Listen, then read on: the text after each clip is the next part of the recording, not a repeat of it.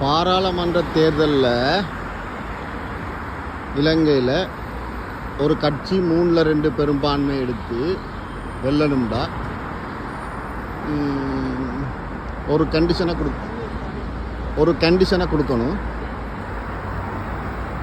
அரசியல்வாதிகள்னாலும் சரி, அரச ஊழியர்கள்னாலும் சரி, 2 விதமான தண்டனையை கொடுக்கணும். ஒன்று, அவங்க பாராளுமன்ற தேர்தலில் வெற்றி பெற்றால் 3/2 பங்கு.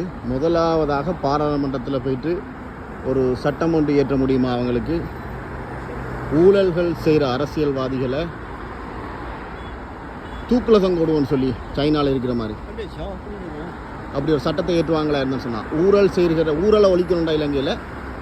ஊழல் செய்கிற அரசியல்வாதிகளை தூக்கில் போடணும் அப்படின்னு சொல்லி ஒரு சட்டம் ஒன்று பாராளுமன்றத்தில் ஏற்றுவாங்களா இருந்தேன்னு சொன்னால் அவங்களுக்கு வாக்கு கொடுக்கலாம். ஏண்டா அப்படி செய்தாங்களா இருந்தால் இப்படி சைனா பீஜிங் மாதிரி நம்ம நாட்டை ஆக்கலாம்.